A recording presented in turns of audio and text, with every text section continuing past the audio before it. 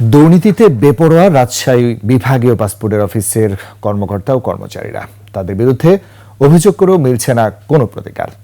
মানববন্ধনও করেছে ভুক্তভোগীরা। দেয়া হয়েছে 1 মাসের আলটিমেটাম।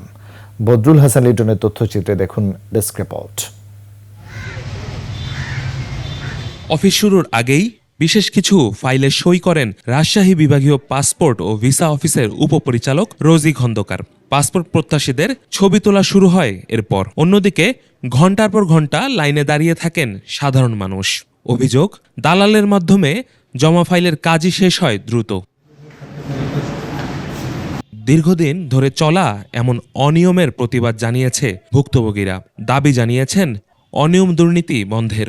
আমার টাকায় বেতন নিয়ে আপনি এসি রুমে বসে আপনার দালাল দিয়ে কার্যক্রম পরিচালনা করেন, এই কার্যক্রম বেশিদিন চলবে না। পাসপোর্ট করতে যায় তাদেরকে বিভিন্নভাবে হয়রানি করা হয়।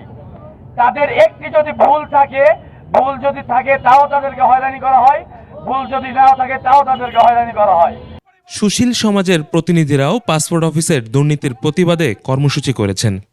একমাত্র ওয়ালটন এসি দিচ্ছে 1 বছরের রিপ্লেসমেন্ট গ্যারান্টি। এই অফিসের সর্বোচ্চ কর্মকর্তা উপপরিচালক পর্যন্ত কেন যেন একটি দুর্নীতির অসুখে অসুস্থ।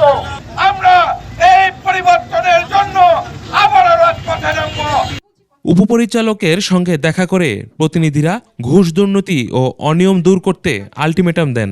সে সময় অভিযোগ অস্বীকার করায় তোপের মুখে পড়েন উপপরিচালক। ছবি তুলতে বাধা দেওয়ার চেষ্টা করে আনসার সদস্যরা।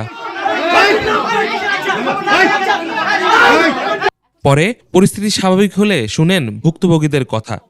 যত্রতত্র হচ্ছে আমাদের এরকম হলেই কমপ্লেন গেলে আমার ডিজি মহোদয় প্রয়োজনীয় ব্যবস্থা নিচ্ছেন বিধি মোতাবেক। অতএব আপনারা প্রমাণ দেন কাইন্ডলি। এই অফিসটা তাহলে কি করবেন? অবশ্যই আমরা এটা ফরওয়ার্ড করে দিব। অনিয়ম প্রমাণ হলে দ্রুতই ব্যবস্থার আশ্বাস উপপরিচালকের। Yusuf Hasan Naim, news desk, 21 television.